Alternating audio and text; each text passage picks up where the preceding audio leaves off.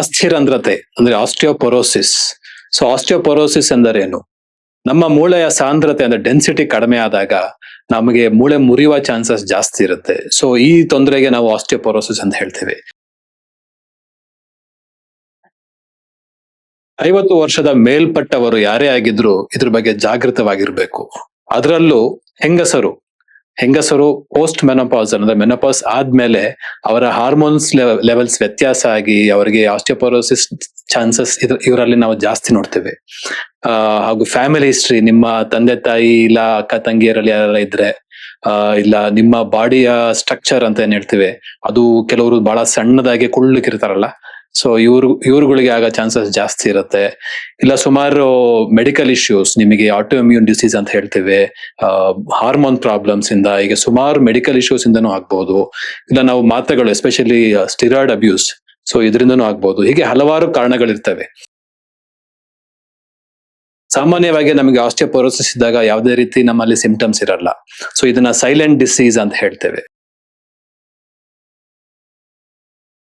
So ಇದು ನಮಗೆ late stage ಅಂತ ಏನ್ ಹೇಳ್ತೀವಿ, ಲೇಟ್ ಸ್ಟೇಜ್ ಬರೋವರೆಗೂ ನಮ್ಗೆ ಗೊತ್ತಾಗಲ್ಲ ಯಾವ ಲೇಟ್ ಸ್ಟೇಜ್ ಅಲ್ಲಿ ಏನೇನಾಗತ್ತೆ. ಲೇಟ್ ಸ್ಟೇಜ್ ಅಲ್ಲಿ ನಮಗೆ ಅವ್ರಿಗೆ ಹೈಟ್ ಕಡಿಮೆ ಆಗತ್ತೆ, ಬೆನ್ಮೂಳೆ ಸಣ್ಣದಾಗಿ ಕ್ರ್ಯಾಕ್ ಆಗಿರೋದ್ರಿಂದ ಬೆನ್ಮೂಳೆ ನೋವು ಬರುತ್ತೆ, ಪಾಸ್ಚರ್ ಚೇಂಜ್ ಆಗುತ್ತೆ ಅಂದ್ರೆ ಗೂಂತಾರೆ.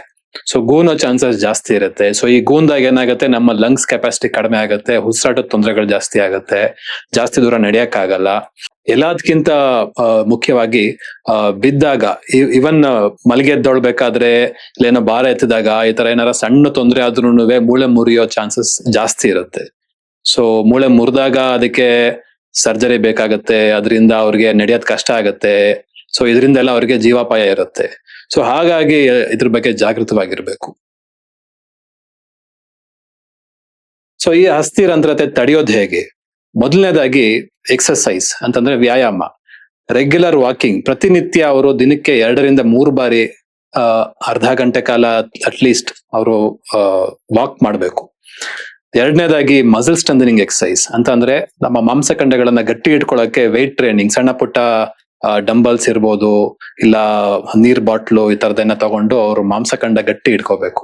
ಸೊ ಅಕಸ್ಮಾತ್ ನಿಮ್ಗೆ ಅಭ್ಯಾಸ ಇಲ್ಲ ಅಂತಂದ್ರೆ ಒಬ್ರು ಡಾಕ್ಟರ್ನ ಕನ್ಸಲ್ಟ್ ಮಾಡಿ ಆಮೇಲೆ ಶುರು ಮಾಡೋದು ಉತ್ತಮ. ಹಾಗೂ ನಿಮ್ಮ ಅಸ್ಥಿರಂಧ್ರತೆಯನ್ನು ಪರೀಕ್ಷೆ ಮಾಡಲು ಡಾಕ್ಟರ್ ಬಳಿ ಹೋದಾಗ ಕೆಲವು ಬೋನ್ ಡೆನ್ಸಿಟಿ ಸ್ಕ್ಯಾನ್ ಹಾಗೂ ರಕ್ತ ಪರೀಕ್ಷೆಗಳನ್ನ ಮಾಡಿಸ್ತಾರೆ. ಸೊ ಇದನ್ನ ವರ್ಷಕ್ಕೊಮ್ಮೆ 65 ವರ್ಷ, ಎಸ್ಪೆಷಲಿ 65 ವರ್ಷ ಮೇಲ್ಪಟ್ಟಲ್ಲಿ ನೀವು ಪ್ರತಿ ವರ್ಷಕ್ಕೊಮ್ಮೆ ಇದನ್ನ ಮಾಡಿಸ್ಬೇಕಾಗತ್ತೆ. ಇಲ್ಲ ನಿಮ್ಮಲ್ಲಿ ಏನಾರ ಫ್ರಾಕ್ಚರ್ ಆಗಿದ್ರೆ, ಅಂದ್ರೆ ಬಿದ್ದು ಮೂಳೆ ಮುರಿದಿದ್ರೆ, ಇಲ್ಲ ನಿಮ್ಗೆ ಏನಾರ ಮೆಡಿಕಲ್ ಇಶ್ಯೂಸ್, ನಾನು ಮುಂಚೆ ಹೇಳ್ದಂಗೆ ಸುಮಾರು ಮೆಡಿಕಲ್ ಇಶ್ಯೂಸ್ ಇಂದ ಆಸ್ಟಿಯೋಪೊರೋಸಿಸ್ ಬರುತ್ತೆ. ಸೊ ನೀವು ನಿಮ್ಮ ಡಾಕ್ಟರ್ನ ಭೇಟಿ ಮಾಡಿದಾಗ ನೀವು ಇದ್ರ ಬಗ್ಗೆ ವಿಚಾರಿಸಬೇಕಾಗತ್ತೆ. ಸೊ ಇಂಥವೇನಾರ ಇದ್ದಾಗ ನೀವು ಬೋನ್ ಸ್ಕ್ಯಾನ್ ಮಾಡಿಸಿ ಆಸ್ಟಿಯೋಪೊರೋಸಿಸ್ಗೆ ಟ್ರೀಟ್ಮೆಂಟ್ ಶುರು ಮಾಡಬೇಕಾಗತ್ತೆ.